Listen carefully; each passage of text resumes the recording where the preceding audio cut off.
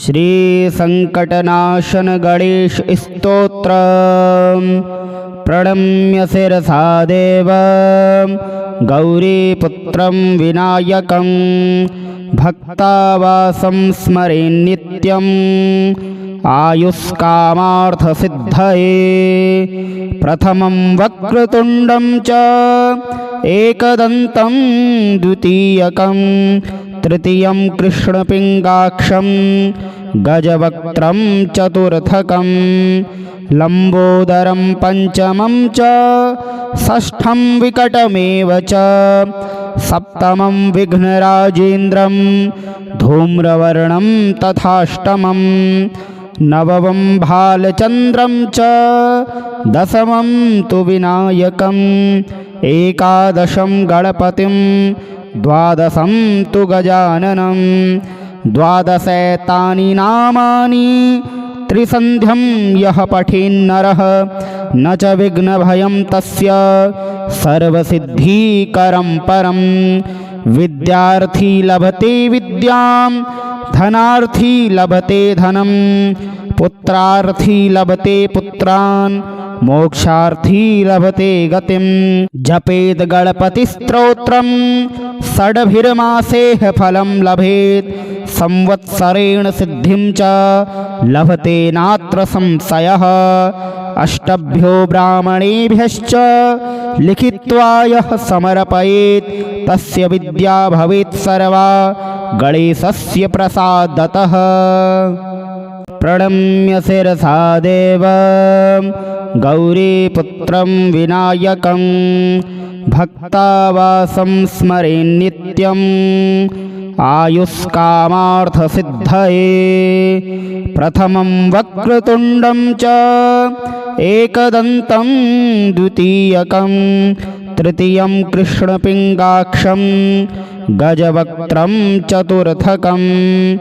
लम्बोदरं पंचमं च षष्ठं विकटमेव च सप्तमं विघ्नराजेन्द्रं धूम्रवर्णं तथाष्टमं नवमं भालचन्द्रं च दशमं तु विनायकम् एकादशं गणपतिं द्वादशं तु गजाननं द्वादशैतानि नामानि त्रिसन्ध्यं यः पठेन्नरः न च विघ्नभयं तस्य सर्वसिद्धिकरं परं विद्यार्थी लभते विद्यां धनार्थी लभते धनं पुत्रार्थी लभते पुत्रान् मोक्षार्थी लभते गतिं जपेत गणपतिस्तोत्रं षड्भिर्मासेः फलं लभेत् संवत्सरेण सिद्धिं च लभते नात्र संशयः अष्टभ्यो ब्राह्मणेभ्यश्च लिखित्वा यः समर्पयेत् तस्य विद्या भवेत् सर्वा गणेशस्य प्रसादतः। प्रणम्य शिरसा देव गौरीपुत्रं विनायकं भक्तावासं स्मरे नित्यं आयुष्कामार्थसिद्धये प्रथमं वक्रतुण्डं च एकदन्तं द्वितीयकं तृतीयं कृष्णपिङ्गाक्षं गजवक्त्रं चतुर्थकं लम्बोदरं पंचमं च षष्ठं विकटमेव च सप्तमं विघ्नराजेन्द्रं धूम्रवर्णं तथाष्टमं नवमं भालचन्द्रं च दशमं तु विनायकम् एकादशं गणपतिं द्वादशं तु गजाननं द्वादशैतानि नामानि त्रिसन्ध्यं यः पठेन्नरः न च विघ्नभयं तस्य सर्वसिद्धिकरं परं विद्यार्थी लभते विद्यां धनार्थी लभते धनं पुत्रार्थी लभते पुत्रान् मोक्षार्थी लभते गतिं जपेद गणपतिस्तोत्रं षड्भिर्मासेः फलं लभेत् संवत्सरेण सिद्धिं च लभते नात्र संशयः अष्टभ्यो ब्राह्मणेभ्यश्च लिखित्वा यः समर्पयेत् तस्य विद्या भवेत् सर्वा गणेशस्य प्रसादतः प्रणम्य शिरसा देवं गौरीपुत्रं विनायकं भक्तावासं स्मरेन् नित्यम् आयुष्कामार्थसिद्धये प्रथमं वक्रतुण्डं च एकदन्तं द्वितीयकं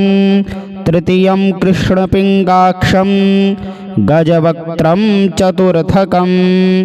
लम्बोदरं पञ्चमं च षष्ठं विकटमेव च सप्तमं विघ्नराजेन्द्रं धूम्रवर्णं तथाष्टमं नवमं भालचन्द्रं च दशमं तु विनायकम् एकादशं गणपतिं द्वादशं तु गजाननं द्वादशैतानि नामानि त्रिसन्ध्यं यः पठेन्नरः न च विघ्नभयं तस्य सर्वसिद्धिकरं परं विद्यार्थी लभते विद्यां धनार्थी लभते धनं पुत्रार्थी लभते पुत्रान् मोक्षार्थी लभते गतिं जपेद गणपतिस्तोत्रं षड्भिर्मासेः फलं लभेत् संवत्सरेण सिद्धिं च लभते नात्र संशयः अष्टभ्यो ब्राह्मणेभ्यश्च लिखित्वा यः समर्पयेत् तस्य विद्या भवेत् सर्वा गणेशस्य प्रसादतः प्रणम्य शिरसा देवं गौरीपुत्रं विनायकं भक्तावासं स्मरेन् नित्यम् आयुष्कामार्थसिद्धये प्रथमं वक्रतुण्डं च एकदन्तं द्वितीयकं तृतीयं कृष्णपिङ्गाक्षं गजवक्त्रं चतुर्थकं लम्बोदरं पञ्चमं च षष्ठं विकटमेव च सप्तमं विघ्नराजेन्द्रं धूम्रवर्णं तथाष्टमं नवमं भालचन्द्रं च दशमं तु विनायकम् एकादशं गणपतिं द्वादशं तु गजाननं द्वादशैतानि नामानि त्रिसन्ध्यं यः पठेन्नरः न च विघ्नभयं तस्य सर्वसिद्धिकरं परं विद्यार्थी लभते विद्यां धनार्थी लभते धनं पुत्रार्थी लभते पुत्रान् मोक्षार्थी लभते गतिं जपेद गणपतिस्तोत्रं षड्भिर्मासेः फलं लभेत् संवत्सरेण सिद्धिं च लभते नात्र संशयः अष्टभ्यो ब्राह्मणेभ्यश्च लिखित्वा यः समर्पयेत् तस्य विद्या भवेत् सर्वा गणेशस्य प्रसादतः प्रणम्य शिरसा देवं गौरीपुत्रं विनायकं भक्तावासं स्मरेन् नित्यम् आयुष्कामार्थसिद्धये प्रथमं वक्रतुण्डं च एकदन्तं द्वितीयकं तृतीयं कृष्णपिङ्गाक्षं गजवक्त्रं चतुर्थकं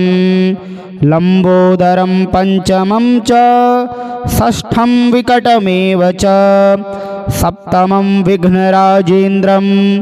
धूम्रवर्णं तथाष्टमं नवमं भालचन्द्रं च दशमं तु विनायकम् एकादशं गणपतिं द्वादशं तु गजाननं द्वादशैतानि नामानि त्रिसन्ध्यं यः पठेन्नरः न च विघ्नभयं तस्य सर्वसिद्धिकरं परं विद्यार्थी लभते विद्यां धनार्थी लभते धनं पुत्रार्थी लभते पुत्रान् मोक्षार्थी लभते गतिं जपेद गणपतिस्तोत्रं षड्भिर्मासेह फलं लभेत् संवत्सरेण सिद्धिं च लभते नात्र संशयः अष्टभ्यो ब्राह्मणेभ्यश्च लिखित्वा यः समर्पयेत् तस्य विद्या भवेत् सर्वा गणेशस्य प्रसादतः। प्रणम्य शिरसा देवं गौरीपुत्रं विनायकं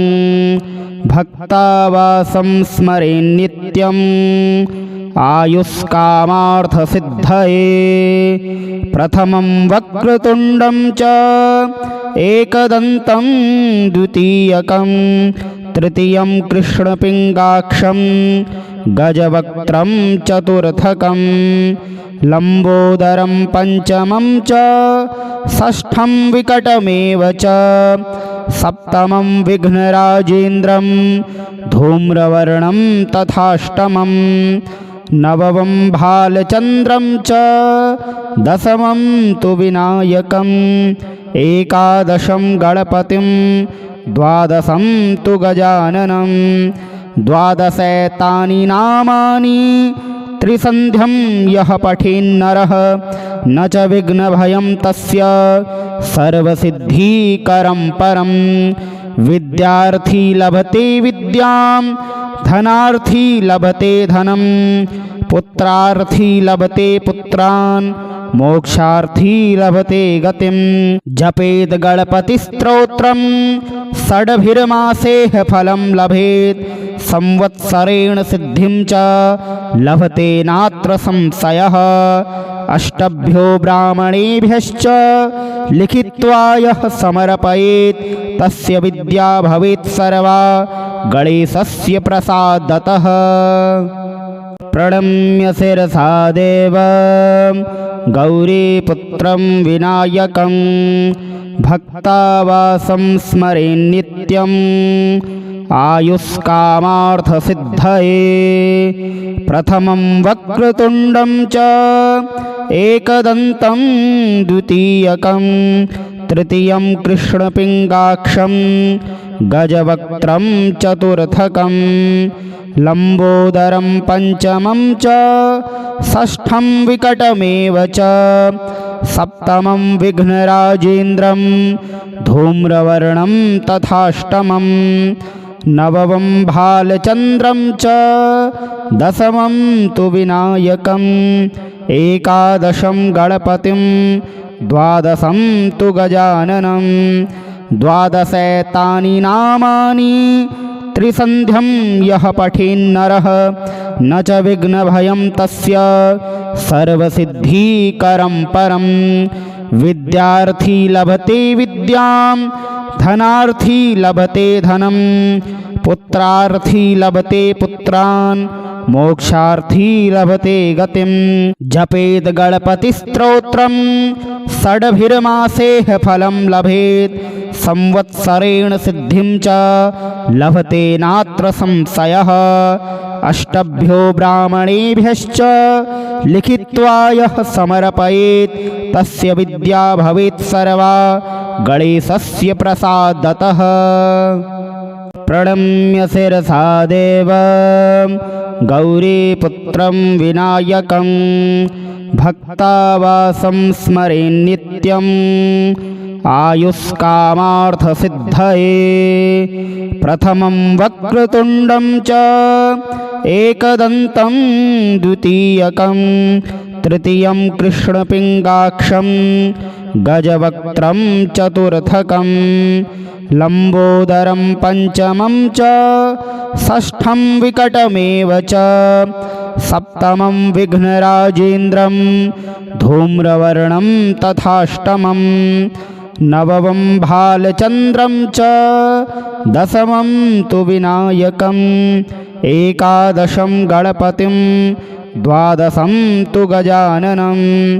द्वादशैतानि नामानि त्रिसन्ध्यं यः पठेन्नरः न च विघ्नभयं तस्य सर्वसिद्धिकरं परं विद्यार्थी लभते विद्यां धनार्थी लभते धनं पुत्रार्थी लभते पुत्रान् मोक्षार्थी लभते गतिं जपेद गणपतिस्तोत्रं षड्भिर्मासेः फलं लभेत् संवत्सरेण सिद्धिं च लभते नात्र संशयः अष्टभ्यो ब्राह्मणेभ्यश्च लिखित्वा यः समर्पयेत् तस्य विद्या भवेत् सर्वा गणेशस्य प्रसादतः। प्रणम्य शिरसा देवं गौरीपुत्रं विनायकं भक्तावासं स्मरेन् नित्यम् आयुष्कामार्थसिद्धये प्रथमं वक्रतुण्डं च एकदन्तं द्वितीयकं तृतीयं कृष्णपिङ्गाक्षं गजवक्त्रं चतुर्थकं लम्बोदरं पञ्चमं च षष्ठं विकटमेव च सप्तमं विघ्नराजेन्द्रं धूम्रवर्णं तथाष्टमं नवमं भालचन्द्रं च दशमं तु विनायकम् एकादशं गणपतिं द्वादशं तु गजाननं द्वादशैतानि नामानि त्रिसन्ध्यं यः पठेन्नरः न च विघ्नभयं तस्य सर्वसिद्धिकरं परं विद्यार्थी लभते विद्यां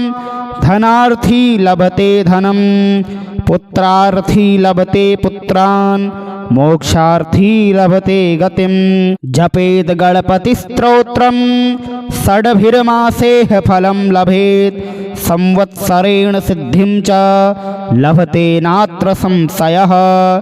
अष्टभ्यो ब्राह्मणेभ्यश्च लिखित्वा यः समर्पयेत् तस्य विद्या भवेत् सर्वा गणेशस्य प्रसादतः। प्रणम्य शिरसा देवं गौरीपुत्रं विनायकं भक्तावासं स्मरेन् नित्यम् आयुष्कामार्थसिद्धये प्रथमं वक्रतुण्डं च एकदन्तं द्वितीयकं तृतीयं कृष्णपिङ्गाक्षं गजवक्त्रं चतुर्थकं लम्बोदरं पञ्चमं च षष्ठं विकटमेव च सप्तमं विघ्नराजेन्द्रं धूम्रवर्णं तथाष्टमं नवमं भालचन्द्रं च दशमं तु विनायकम् एकादशं गणपतिं द्वादशं तु गजाननं द्वादशैतानि नामानि त्रिसन्ध्यं यः पठेन्नरः न च विघ्नभयं तस्य सर्वसिद्धिकरं परं विद्यार्थी लभते विद्यां धनार्थी लभते धनं पुत्रार्थी लभते पुत्रान् मोक्षार्थी लभते गतिं जपेद गणपतिस्तोत्रं षड्भिर्मासेः फलं लभेत् संवत्सरेण सिद्धिं च लभते नात्र संशयः अष्टभ्यो ब्राह्मणेभ्यश्च लिखित्वा यः समर्पयेत् तस्य विद्या भवेत् सर्वा गणेशस्य प्रसादतः। प्रणम्य शिरसा देवं गौरीपुत्रं विनायकं भक्तावासं स्मरेन् नित्यम् आयुष्कामार्थसिद्धये प्रथमं वक्रतुण्डं च एकदन्तं द्वितीयकं तृतीयं कृष्णपिङ्गाक्षं गजवक्त्रं चतुर्थकं लम्बोदरं पञ्चमं च षष्ठं विकटमेव च सप्तमं विघ्नराजेन्द्रं धूम्रवर्णं तथाष्टमं नवमं भालचन्द्रं च दशमं तु विनायकम् एकादशं गणपतिं द्वादशं तु गजाननं द्वादशैतानि नामानि त्रिसन्ध्यं यः पठेन्नरः न च विघ्नभयं तस्य सर्वसिद्धिकरं परं। विद्यार्थी लभते विद्यां धनार्थी लभते धनं पुत्रार्थी लभते पुत्रान् मोक्षार्थी लभते गतिं। जपेद गणपतिस्तोत्रं षड्भिर्मासेः फलं लभेत् संवत्सरेण सिद्धिं च लभते नात्र संशयः। अष्टभ्यो ब्राह्मणेभ्यश्च लिखित्वा यः समर्पयेत् तस्य विद्या भवेत् सर्वा गणेशस्य प्रसादतः। प्रणम्य शिरसा देवं गौरीपुत्रं विनायकं भक्तावासं स्मरेन् नित्यम् आयुष्कामार्थसिद्धये। प्रथमं वक्रतुण्डं च एकदन्तं द्वितीयकं तृतीयं कृष्णपिङ्गाक्षं गजवक्त्रं चतुर्थकं लम्बोदरं पञ्चमं च षष्ठं विकटमेव च सप्तमं विघ्नराजेन्द्रं धूम्रवर्णं तथाष्टमं नवमं भालचन्द्रं च दशमं तु विनायकम् एकादशं गणपतिं द्वादशं तु गजाननं द्वादशैतानि नामानि त्रिसन्ध्यं यः पठेन्नरः न च विघ्नभयं तस्य सर्वसिद्धिकरं परं। विद्यार्थी लभते विद्यां धनार्थी लभते धनं पुत्रार्थी लभते पुत्रान् मोक्षार्थी लभते गतिं। जपेद गणपतिस्तोत्रं षड्भिर्मासेः फलं लभेत् संवत्सरेण सिद्धिं च लभते नात्र संशयः। अष्टभ्यो ब्राह्मणेभ्यश्च लिखित्वा यः समर्पयेत् तस्य विद्या भवेत् सर्वा गणेशस्य प्रसादतः। प्रणम्य शिरसा देवं गौरीपुत्रं विनायकं भक्तावासं स्मरेन् नित्यम् आयुष्कामार्थसिद्धये। प्रथमं वक्रतुण्डं च एकदन्तं द्वितीयकं तृतीयं कृष्णपिङ्गाक्षं गजवक्त्रं चतुर्थकं लम्बोदरं पञ्चमं च षष्ठं विकटमेव च सप्तमं विघ्नराजेन्द्रं धूम्रवर्णं तथाष्टमं नवमं भालचन्द्रं च दशमं तु विनायकम् एकादशं गणपतिं द्वादशं तु गजाननं द्वादशैतानि नामानि त्रिसन्ध्यं यः पठेन्नरः न च विघ्नभयं तस्य सर्वसिद्धिकरं परं। विद्यार्थी लभते विद्यां धनार्थी लभते धनं पुत्रार्थी लभते पुत्रान् मोक्षार्थी लभते गतिं। जपेद गणपतिस्तोत्रं षड्भिर्मासेः फलं लभेत् संवत्सरेण सिद्धिं च लभते नात्र संशयः। अष्टभ्यो ब्राह्मणेभ्यश्च लिखित्वा यः समर्पयेत् तस्य विद्या भवेत् सर्वा गणेशस्य प्रसादतः। प्रणम्य शिरसा देवं गौरीपुत्रं विनायकं भक्तावासं स्मरेन् नित्यम् आयुष्कामार्थसिद्धये। प्रथमं वक्रतुण्डं च एकदन्तं द्वितीयकं तृतीयं कृष्णपिङ्गाक्षं गजवक्त्रं चतुर्थकं लम्बोदरं पञ्चमं च षष्ठं विकटमेव च सप्तमं विघ्नराजेन्द्रं धूम्रवर्णं तथाष्टमं नवमं भालचन्द्रं च दशमं तु विनायकम् एकादशं गणपतिं द्वादशं तु गजाननं द्वादशैतानि नामानि त्रिसन्ध्यं यः पठेन्नरः न च विघ्नभयं तस्य सर्वसिद्धिकरं परं। विद्यार्थी लभते विद्यां, धनार्थी लभते धनं, पुत्रार्थी लभते पुत्रान्, मोक्षार्थी लभते गतिं। जपेद गणपतिस्तोत्रं षड्भिर्मासेः फलं लभेत्, संवत्सरेण सिद्धिं च लभते नात्र संशयः। अष्टभ्यो ब्राह्मणेभ्यश्च लिखित्वा यः समर्पयेत्, तस्य विद्या भवेत् सर्वा गणेशस्य प्रसादतः।